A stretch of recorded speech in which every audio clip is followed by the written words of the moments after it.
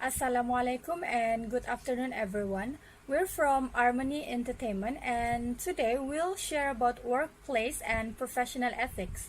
Before we go deeper into the topic, let's get to know each other, shall we?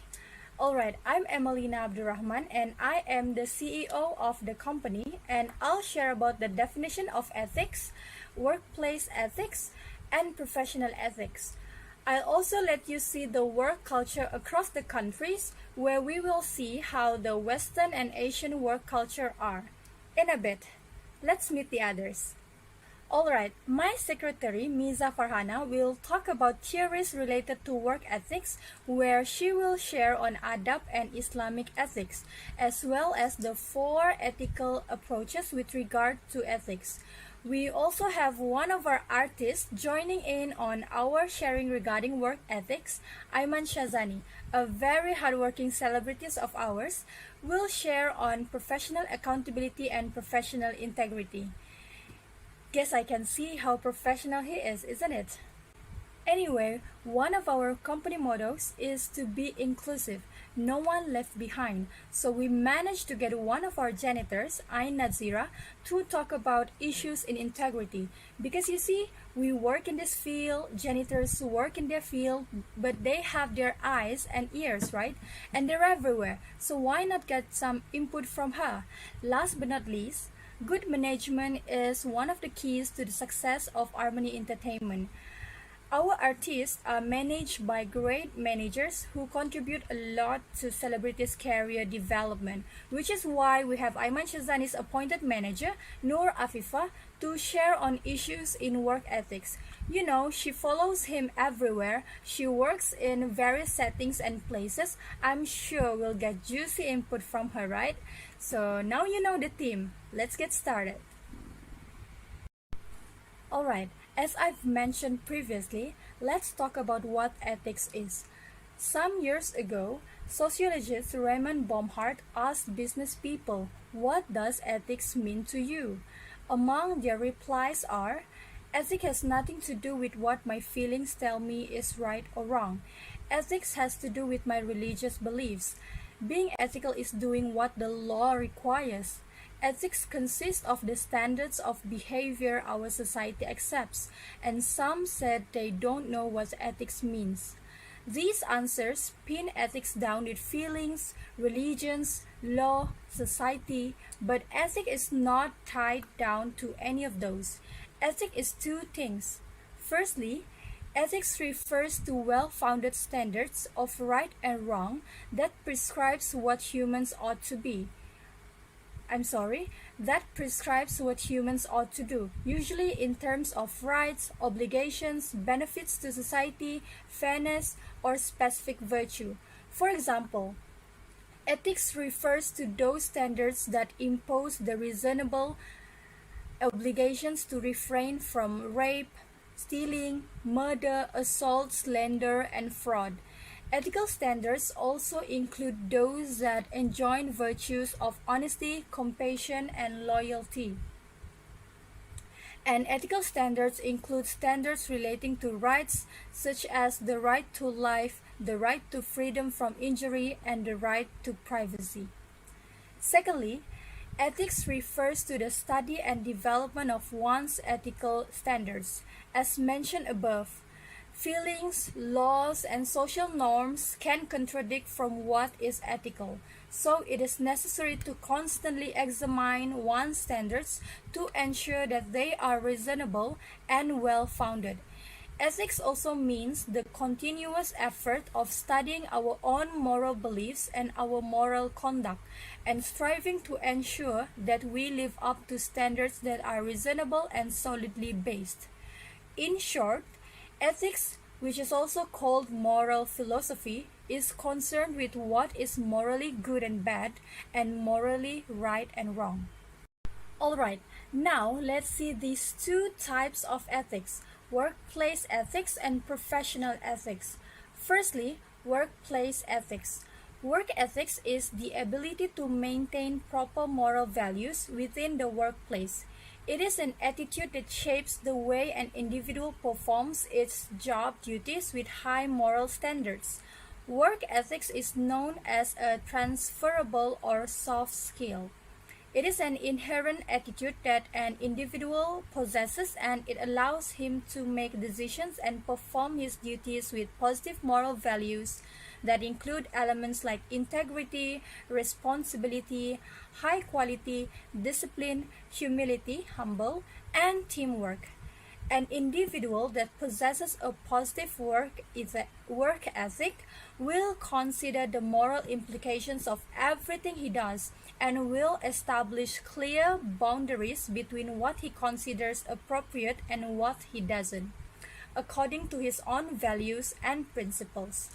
For instance, Goldwyn Shoes co-founder Mr. McManus recognizes strong work ethics on each individual that works for the company, and he values that even more than productivity or goal achievement. The 5 core values that the company practices are honesty, responsibility, punctuality, transparency, and proactivity. We can definitely see the importance of workplace ethics as it guarantees the success of a company, like Amey Entertainment as well. And then we have professional ethics. Professional ethics are principles that govern the behavior of a person or group in a business environment. Like values, professional ethics provide rules on how a person should act towards other people and institutions in such an environment. Unlike values, professional ethics are often codified as a set of rules which a particular group of people use. This means that all those in a particular group will use the same professional ethics even though their values may be unique to each person. Take codes of conduct as an example.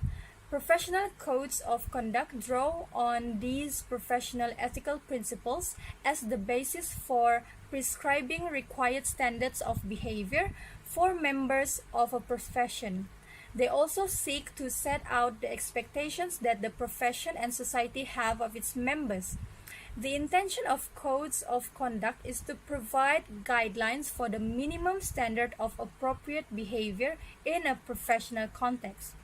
Codes of conduct sit alongside the general law of the land and the personal values of members of the profession.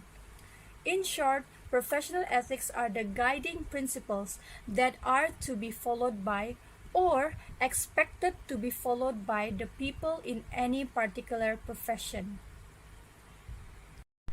Alright everyone, ethics, work ethics, professional ethics, we have to explore the work culture now to see the relationship between work culture and work ethics. And we'll be looking at some countries, Western countries and Asian countries, which are China and Japan. Let's get to it, and I'll share Malaysian's work culture here and there as well. The first aspect of work culture is the hierarchy or seniority system.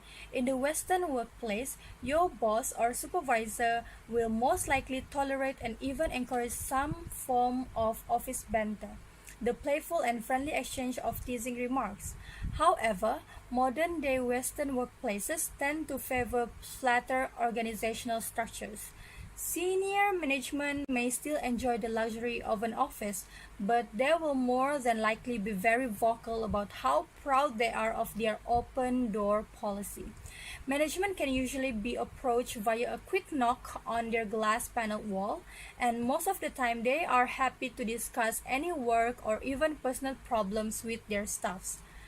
In contrast, you will typically find many layers and levels within the organizations of a Chinese workplace. Everyone reports to a manager or a boss, and this is closely reflected in the office arrangement. The more senior the staff, the less you will see of them. Managers are often tucked away in their private offices, while the most senior figures might be absent altogether. There tends to be a greater level of respect for or fear for those in higher positions. For example, Chinese employees are much less likely to crack a joke or talk about their personal lives with their superiors. Okay, Japanese.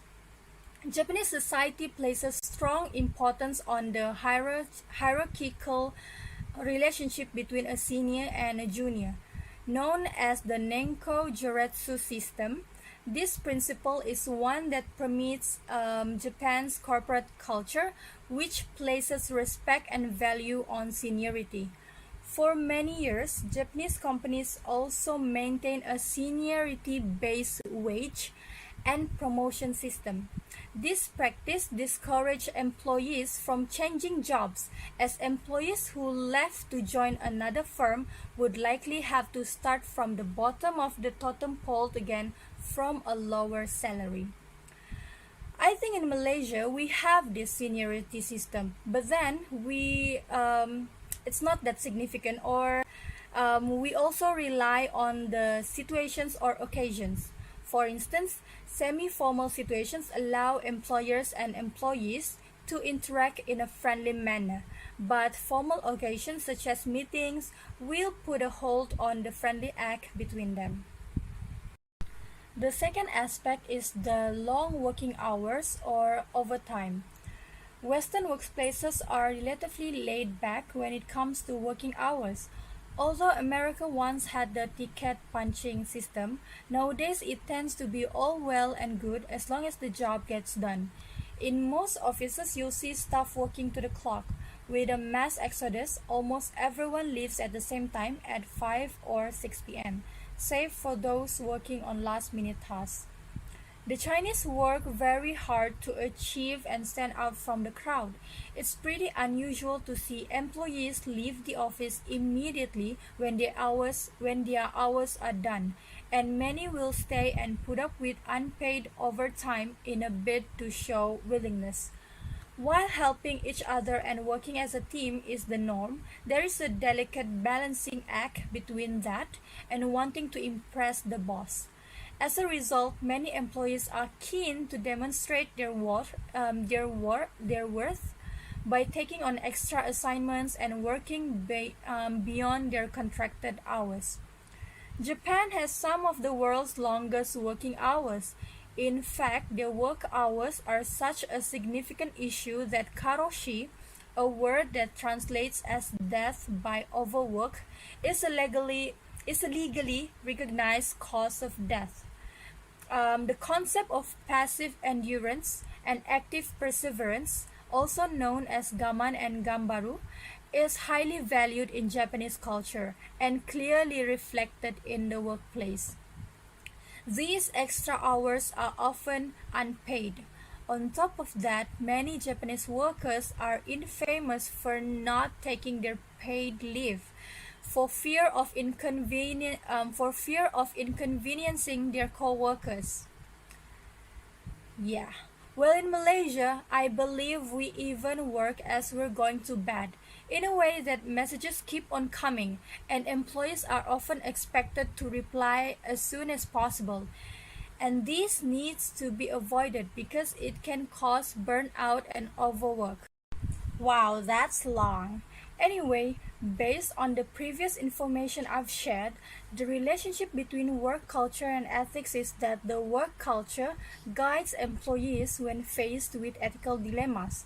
If the work culture counters what they are required to do ethically, employees may put the organization at risk by being unethical.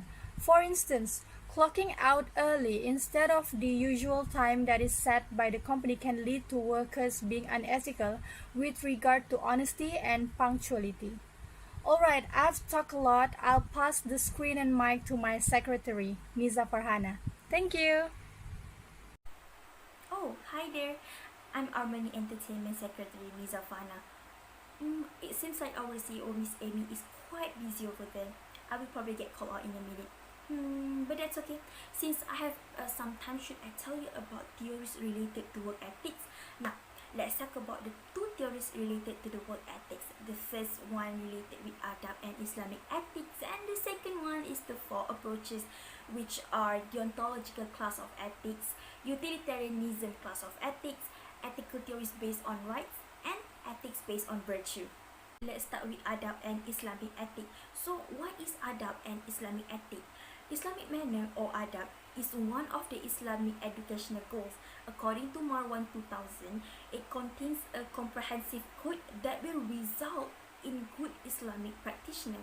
And according to Al-Attas 1979, the loss of adab will cause the Muslim with dilemma, which later foster into confusion and error in knowledge, and later on it could also lead to the rise of unqualified leaders in Muslim community. In the Islamic education process, a teacher or educator has an important role in training Muslim youth to behave ethically as the first step. Therefore, the training of adab has been considered as an important duty for Muslim teachers as well as educators.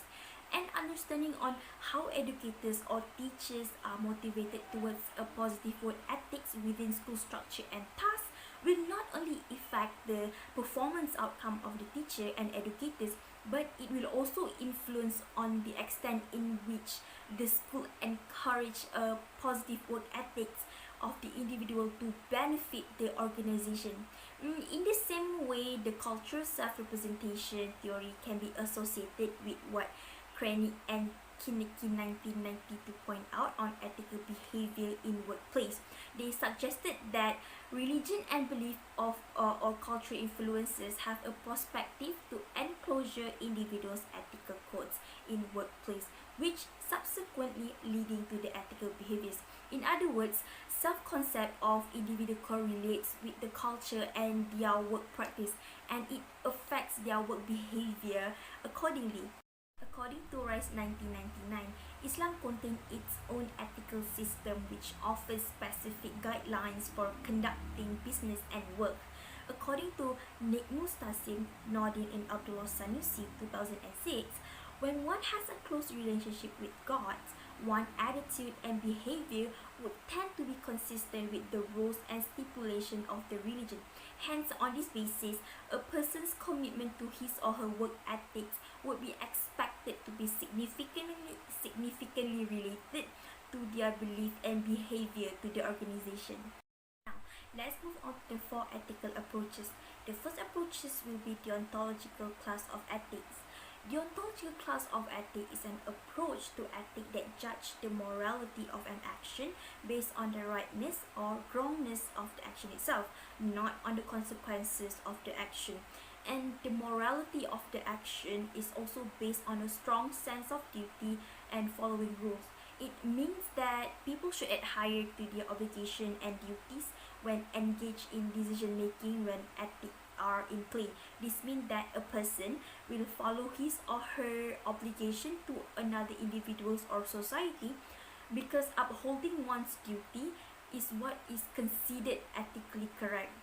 According to Emmanuel Hunt, deontology tells us that sometimes we have to act in the way we believe is ethically wrong because the outcome will be good. Now, let's take a look at the example. Shooting an intruder to protect your family. Killing a person is wrong, but the action happened because you want to protect your family, which is right. This is what I mean when I say a person will follow his or her obligation to another individuals or society, because upholding one's duty is what is considered ethically correct. He did what he did because to him he feels like it is his duty to protect his family, so he should be intruded. Another example would be telling white lies. Lying is considered wrong, even if it is to benefit or bring about better consequences. Remember, in deontology, an act is not good morally can actually lead to something good. Let's move on to the next approach, which is the utilitarianism class of ethics. Utilitarianism class of ethics is a theory of morality that advocates action that foster happiness or pleasure and oppose that action that cause unhappiness or harms. When direct towards making social, economic, or political decisions, a utilitarian philosophy would aim for the betterment of society as a whole. Utilitarian ethics theories are based on one's ability to predict the consequences of an action. To a utilitarian, the choice that yields the greatest benefit to the most people is the one is ethically correct. So there are two types of utilitarianism. The first one is act utilitarianism, and the second one is rule utilitarianism. Act utilitarianism means a person perform the acts that benefit the most people, regardless of personal feelings or the societal constraints such as laws. Rule utilitarianism takes into account the law and is concerned with fairness. A rule utilitarian seeks to benefit the most people, but through the fairness and most just means available. To add benefit to rule utilitarianism, it values justice and includes beneficence at the same time. Okay, let's take a look at the example. Previously, in deontological, we should to protect, but in utilitarianism, we do not shoot the intruder, but at the same time, we will try to find a way to protect our family. So basically, in utilitarianism, any act that can achieve happiness through consideration of all sides should be considered good. Let's talk about the third approach, which is the theory based on right. The third approach means that the rights established by society are protected and given the highest priority. Rights are considered to be ethically correct and valid since a large number of population endorse them. The society has to determine what right it wants to uphold and give to its citizens. In order for a society to determine what rights it wants to enact, it must decide what the society's goal and ethical priorities are. For example, in America, people have the right to choose their religion because this right is upheld in the Constitution. One of the goals of the founding fathers of America was to uphold this right to freedom of religion. And also, individuals may also bestow rights upon others if they have the ability and resources to do so. For example, my colleague Steven, he gave permission to his friend David to borrow his laptop for the afternoon. David, who was given the permission to borrow the laptop, now has a right to the laptop in the afternoon. Last but not least, ethics based on virtue. The virtue ethical theory judges a person by his or her character rather than by an action that may deviate from his or her normal behavior. It takes the person's moral, reputation, and motivation into account when rating an unusual and irregular behavior that is considered unethical. For example, if a person plagiarized a passage that was later detected by a peer, the peer who knows the person well will understand the person's character and will judge the friend accordingly. If the plagiarizer normally follows the rules and has good standing among his colleagues, the peer who encounters the plagiarized passage may be able to judge his friend more leniently. Conversely, a person who has a reputation for academic misconduct is more likely to be judged harshly for plagiarizing because of his or her consistent past of unethical behavior. So, I think I have to end our talks here. I think Miss Amey is calling me. See you later. Bye. Hello everyone, it's Aiman, one of the artists under Armani Entertainment. So for today, I will be talking about professional integrity and also professional accountability. So let's begin with professional integrity and begins with the definition, and then we'll move along to answering the question, how to ensure high professional integrity, and lastly we will go through an example in daily life on what you can do. So what are you waiting for? Go to the next slide. By definition, professional integrity is the practice of maintaining appropriate ethical behavior. It is the practice of showing strong adherence to moral and ethical principles and values such as honesty, honor, dependability, and trustworthiness. So people who behave with professional integrity generally uphold a moral standard of conduct, both in professional as well as personal endeavors. So these standards govern how professionals conduct themselves, their work ethic, and their communication practices. So professional integrity is what gives employees a reason to trust that leaders will place professional standards over their own self-interest. According to the National Institutes of Health United States, professional integrity means one would display and promote conduct and behaviors consistent with agency and government standards. So the key behaviors here, first we have maintains confidentiality of sensitive information, guards the handling of sensitive or high-risk information appropriately. Next we have is demonstrate sensitivity to surroundings and acts accordingly in conversation. Demonstrates behaviors that are consistent with standards for professional and ethical conduct. Follow up with a manager after identifying unethical conduct. So these are the first part of how to ensure high professional integrity as proposed by the National Institutes of Health United States. Now, let's continue with the other half of what can you do to ensure high professional integrity. First we have is to adhere to the standards of ethical conduct and compliance. Next we have is to maintain composure at all times, refrain from behavior that foster the appearance of conflict of interest, familiarize oneself with the pertinent rules and regulations that govern the area of responsibility. Next we have is apply rules and regulations in a consistent, unbiased manner, and this is very important. So by following all of these key behavior, the National Institutes of Health United States believe that one would eventually display and promote conduct and behavior, thus achieving high professional integrity. Your professional integrity is one of the most important parts of your teaching career. Integrity and professionalism is the glue that holds competent, strong schools together. So there's no doubt that you will encounter situations that make you question what you think you know about being a professional and a learning leader. But maintaining your integrity will make you a respected teacher, valued by colleagues, students, and their parents alike.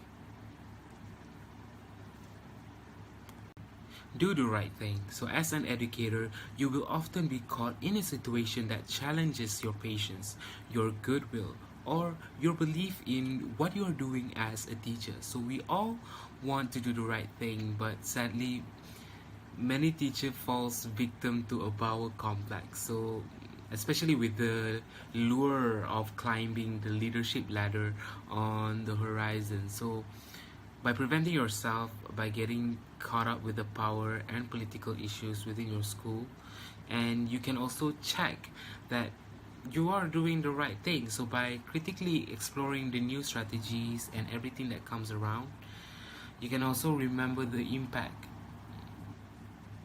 that this could have on your students. So what you can do is that you can remove yourself into situations where colleagues are being thrown under the bus, and you can do the right thing for them, rather than being stuck into lies, deception, and misconceptions. The second one is to believe in all of your students. So it might be a challenge, facing that group of Form 1s, on a Wednesday afternoon, but each student in that space is unique, gifted, and despite what they are displaying, they want to succeed. So they all have their own little quirks and characteristics. So look for the good nature in each and every one of them. So by being genuine and enthusiastic about your subjects, and by being genuine to them, you will gain their respect, along with engaging in your teaching as you guide them to achieve their potential. The last thing that you can do in your daily life is by taking responsibility. So by being trustworthy, being honest, and being authentic, these are key traits of true professional integrity. But also accepting your own mistakes without passing the blame to others takes courage within itself. So it's not always easy to take responsibility for things that happen, but it is the right thing to do. People with strong professional integrity choose to do the right thing, even when it's very hard. So taking responsibility, it's not a cue to beat yourself up when things don't go right, but it should be viewed as an opportunity to learn from the new experience, to allow for rooms for personal growth.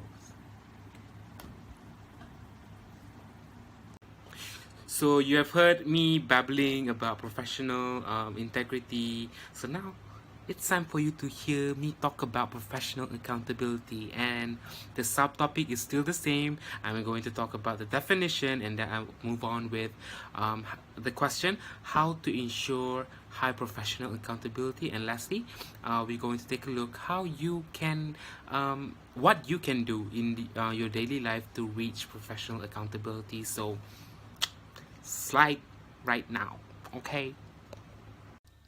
So Hunt views accountability as the readiness or preparedness to give an explanation or justification to relevant stakeholders for one's judgments, intentions, acts, and omissions when appropriate called upon to do so. It is readiness to have one's actions judged by others and, where appropriate, accept responsibility for errors, misjudgments, and negligence, and recognition for competence, thoroughness, excellence, and wisdom. Now, let's take a look in the professional context. Accountability is about answering to clients, colleagues, and other relevant professionals. They demand to give an account of one's judgments, acts, and omission arises from the nature of the professional client and the professional relationships. So, for communication professionals, accountability has more specific implications. So, in recent years, we have seen more practical and concrete interpretation of the concept of accountability by communication specialists. It is usually associated with responsiveness to the views of all stakeholders, which includes a willingness to explain, defend, and justify actions. So in terms of education, accountability in education is the answerability to one's actions in the educational system. So it is the state of being accountable to the stakeholders in education and accountable for the resources used in education. So this implies that accountability is a measure of the extent to which all available resources in a productive system are used for greater efficiency and productivity. Here's the question: how to ensure high professional accountability? So the first one is through self-criticism and effortful thinking. So as proposed by Lerner and Techlock, they concluded that self-criticism and effortful thinking will be selected most often when individuals are aware of the accountability conditions.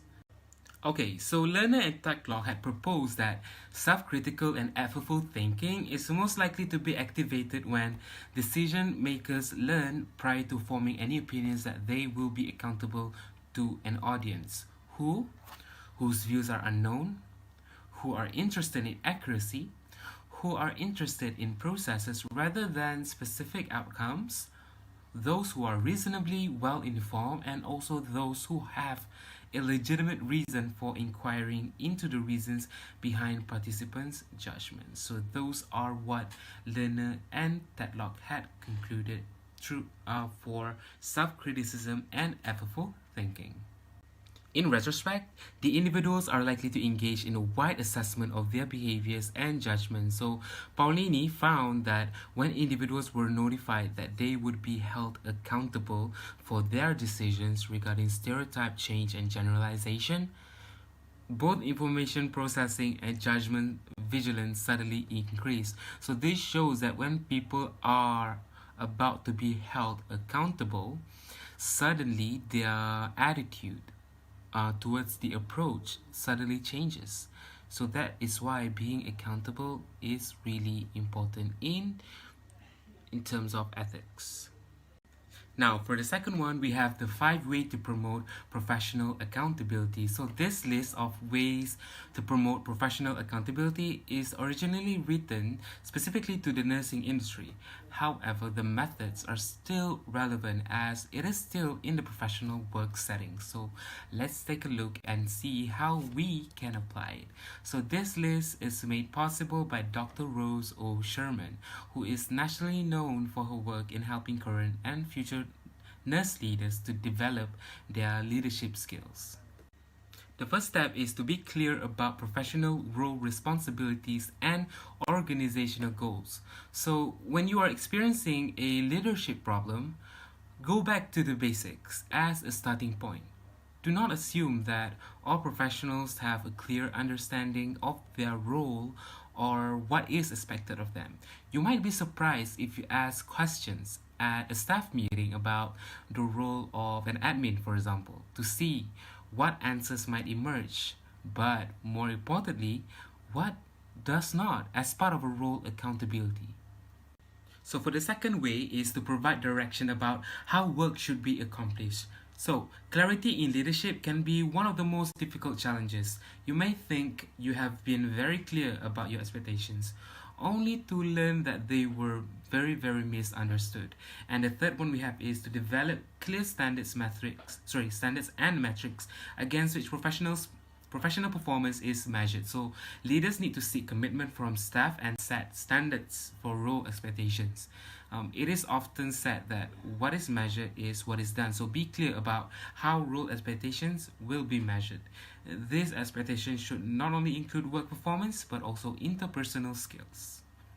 Next we have is to hold professionals accountable for their behavior.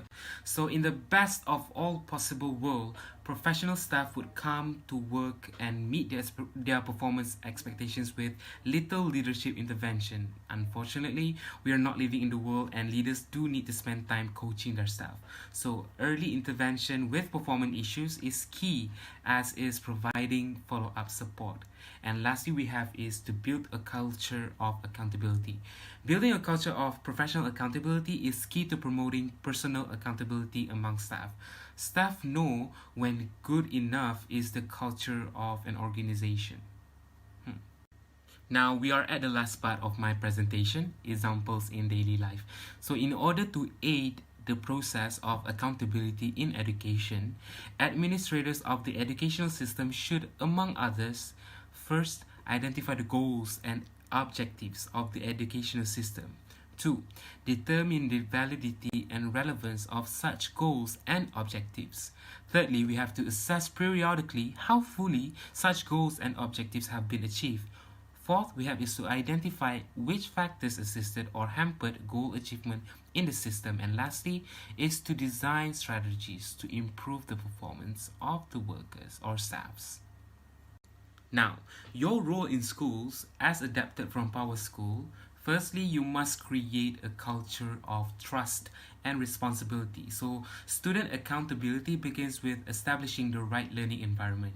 So, a good place to start is by teaching and reinforcing the core competencies of social and emotional learning, in which students learn to understand and manage their emotions, set and achieve positive goals, feel and show empathy for others, build and maintain positive relationships, and also make responsible choices. Secondly, you need to set high standards and clear expectations. So, explain to students what you expect from them, and do not be afraid to set high goals. So, for remote teaching, this means by setting clear due dates for assignments and doing daily attendance check-ins at a set of time.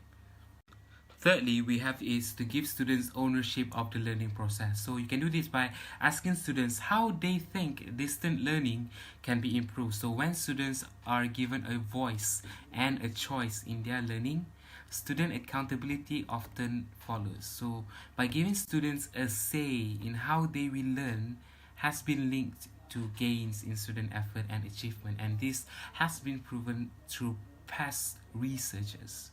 When I say researchers, there is a lot of papers that talk about this issue, students' accountability. Your fourth role is to help students learn to self-assess their work. Now, without a teacher in the room, students need very clear direction on how to assess their own work and progress. So students are more likely to assume responsibility for their learning if they are regularly reflecting on and assessing their own work. And a lot of studies had suggested this too. Next we have is to connect the classroom to the home. So by keeping families updated about distance learning schedules and activities, expectations cannot be understated. So parents and guardians can have a significant effect on their children's learning. So when they take an active role in monitoring their children's assignments and progress, students tend to take more responsibility for their learning and are more likely to stay on track. So for your last role in schools, you need to have communication IT support for students and families. So as tech savvy as students may be these days, issues will still arise when shifting to distance learning. So offering easily accessible IT support for students and families would totally help them to fix problems fast and get back to learning and working. So make sure they know that whether they believe the problem is on your end or theirs, your school or district is there to support them. Hello, my name is Aiman and I work as a janitor at Armani Entertainment. So earlier, I heard the famous celebrity Aiman talks about professional integrity.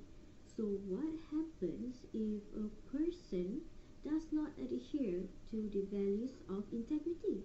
What will happen if you do not have a strong moral compass? Let me tell you a dark secret of a company only a janitor would know. People who lack integrity change easily when they are given power, so they would misuse and abuse their power and authority. Let me tell you what happens if power falls into the wrong hands in a professional setting. So this is definitely an issue of a person's integrity. Now let's try to understand this issue, okay? So we can see what is wrong and think of the solutions together. So in the first section, I'll explain about these people who think they are self-entitled. So they feel comfortable breaching integrity even when they are not in a stressful situation. Next, we'll see what are the forms people can commit power abuse. Keep in mind that these red flags are the issue of integrity in the workplace themselves. Self-entitlement. Why people abuse their power? First one, I think it originates from the person itself. Psychological studies in behavioral trends by Fanti and Kumanis in 2012 indicated that narcissism is rising. Approximately 70% of students today score higher on narcissistic scales than 30 years ago. Research has found that narcissism inversely correlates to empathy. The higher the score on the scale of narcissism, the lower the empathy exhibited. Narcissistic individuals do not consider the pain they inflict on others, and they do not care about others' perception of it. As narcissistic behavior increases, we may see increases in power abuse cases. This relates to self-entitlement because in a research by a psychology professor from University of California explained that two-thirds of the time a person in a position of power who unconsciously feel entitled to take more of the sweets, plus who's more likely to blaze through a pedestrian zone on the road and think that their time is more important than the safety of other pedestrians. It's people who drive higher power and wealthier cars. Another reason to attack power abuse is when they have the wrong mindset. I've heard of the term don't be comfortable with average.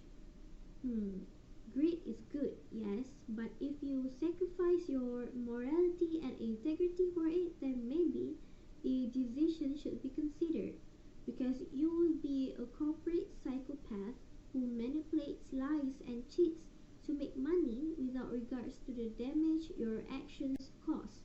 Hence, why not change the greed mindset for passion, which is a feeling of intense enthusiasm towards or compelling desire for something.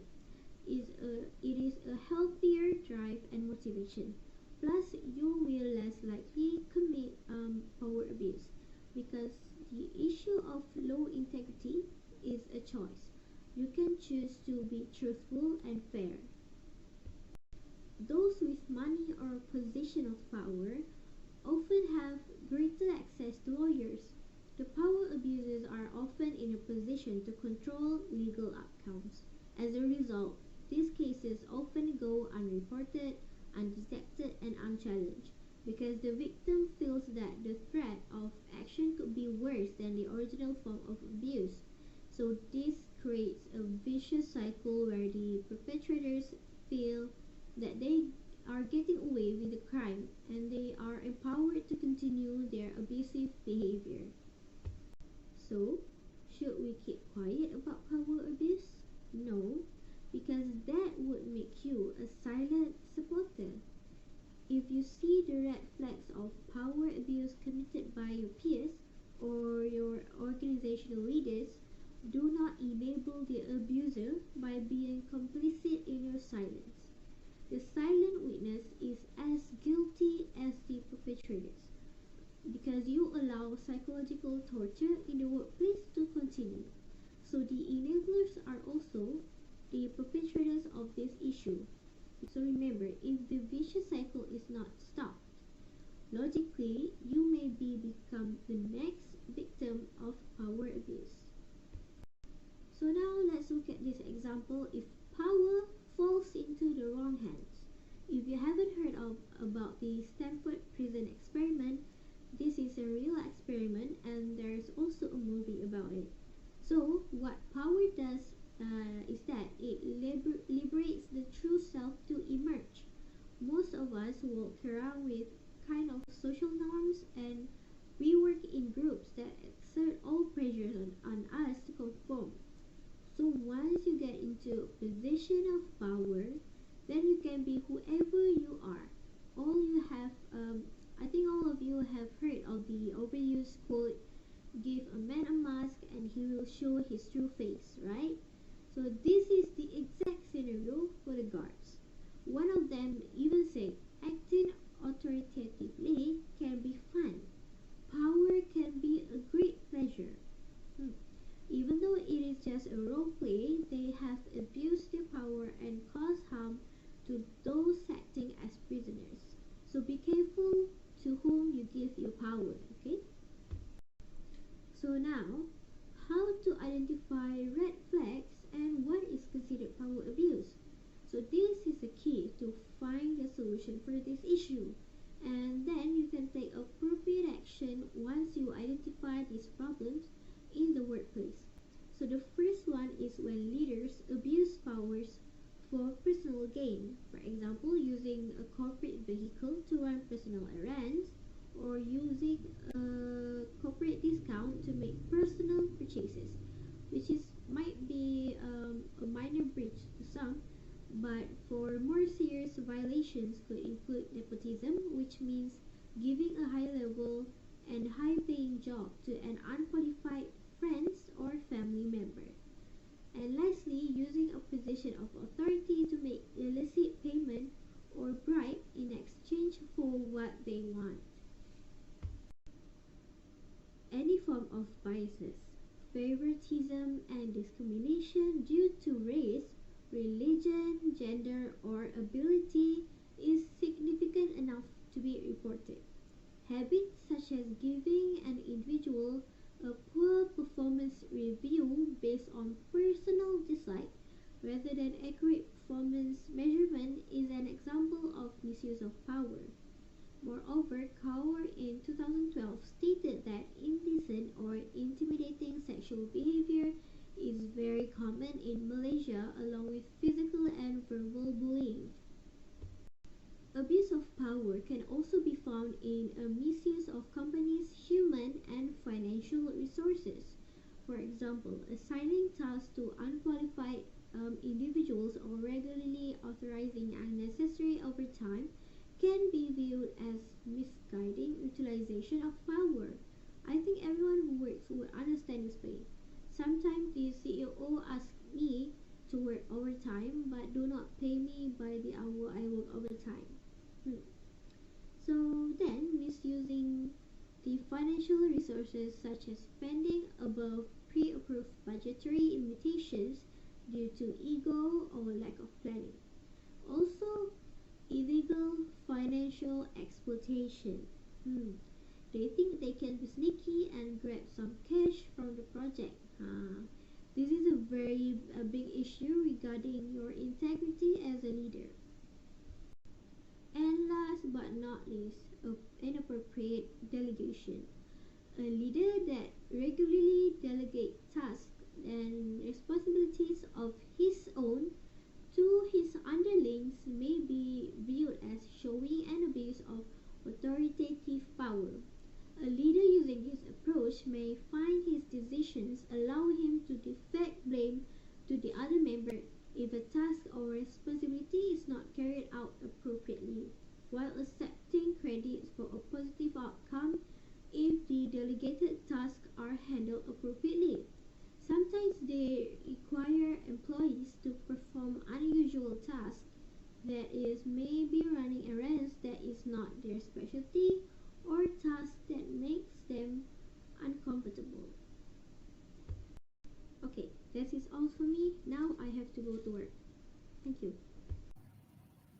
Hello, magandang umaga sa inyong lahat. Kamusta ka? Ang pangalan ko ay si Afifah. I am the manager of Aiman. I origin from Philippines, pero I can talk in English. This is just my accent. Okay lang ha. Now that I have some time while Aiman group meeting, let's now talk about issues in work ethics. You know, as a manager, there is quite a lot of issues I face here. Pero it won't take long, I promise. The first issues in work ethics that I will cover is the mistreatment towards disabled worker. As you guys can see on the screen, the headline are all about disabled person being mistreated in their workplace. Kakak kecewa adik kurang upaya dibuli dan dipukul sekerja. Walaupun dah pakai uniform khas, staff OKU ditengking sebab tak dengar customer. Suka cari kerja kerana diri OKU. This is really bad. We should actually assist disabled person and help them when they are facing issues, not underestimate, use them, or bullying them. Do you want to know what is the effect of mistreatment towards disabled worker? The first effect of mistreatment towards disabled person is the disabled person will be having low self-esteem because people around them keep underestimate them just because they are disabled and cannot do things normally. The next one, the rate of unemployment of OKU will be increasing. This is because they feel like they don't belong to where they are working at, and they might also feel that they don't belong in the society. This is a huge issue that needs to be considered, and we need to be inclusive by including disabled workers in our life too. All in all, they are human, and they didn't ask to be born the way they are, right? And lastly, when OKU's welfare is neglected, the person might experience depression due to high pressure they had in life. It is so sad to even imagine this to happen.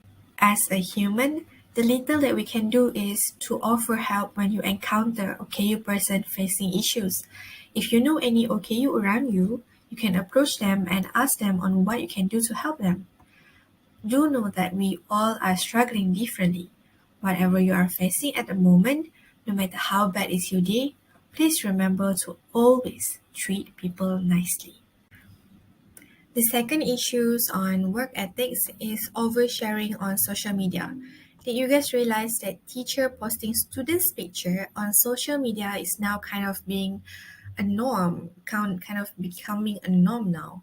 Just go to Facebook page or Instagram page of a teacher and you can find they post their students' picture there. I really hope that everyone knows it is wrong for us to upload picture of children or students at the age of below 18 without consent. You guys can refer to Acta 2006. As a future educator, we should always aware of our students' right. We should always be careful of our action and we should not be doing things at our own will. Because as a teacher, we are the role model of our students. So be a good one. The third issues here is teacher versus students. The issue here is the syllabus in school is quite heavy. As you guys can see in the screen, primary school students are required to learn 15 subjects in a year. Can you imagine that? For your information, this post is screenshotted from a teacher, so it is a reliable source. This is what the kids are facing right now. With the number of subjects, we can imagine the exhaustion, the tiredness, the weariness that the students are experiencing. Plus, the syllabus is not easy. As you guys can see on the other headline, quantum physics, which is a course that being offered in a university, were taught in Form 5. I feel like it is really ridiculous for teaching students with heavy syllabus when they are in the phase of growing up. It feels like the syllabus only focuses on the academic but not on their development on mentals or physically. With the issues that being mentioned just now, sometimes the students did not able to receive the lesson effectively because they are tired, although the teacher tried their best to convey the lesson. And sometimes the lesson just not successfully delivered, and teachers are exhausted from that. I think the higher ups should reconsider teachers' workload and the current syllabus and make it balanced academically, spiritually, and physically. Oh my god, Aiman is back. I think he's calling for me. That is all for now. Maraming salamat po for listening. Bye! Well, hello, it is me again, your CEO. Our team covered quite various subtopics and issues, right? So I hope that all the inputs will help us to be more ethical than before, to ensure positive attributes lead by positive values in a positive environment. And it is hoped that through this sharing, we are more aware of the importance of ethics, whatever the types, in order for us to improve and be ethically professional. Alright, all these works are tiring me out, so maybe I need a co-CEO or something? Well, don't forget to join in on the activity and grab the chance to be my co-CEO. I guess that concludes our presentation, our sharing on work and professional ethics. On behalf of Harmony Entertainment, I apologize for any inconvenience and thank you for staying till the end. Till next time!